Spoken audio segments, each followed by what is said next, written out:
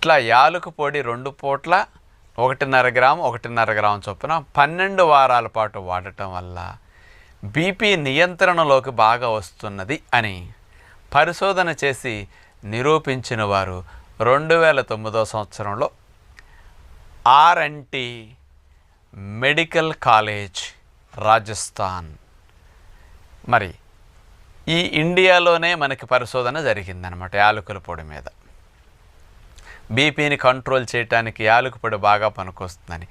ఎందుకు బీపీ తగ్గుతుంది యాలక పొడి వల్ల అని ఆలోచిస్తే, రక్తనాళాలు ఇట్లా ముడుచుకుని సాగుతూ ఉండాలి.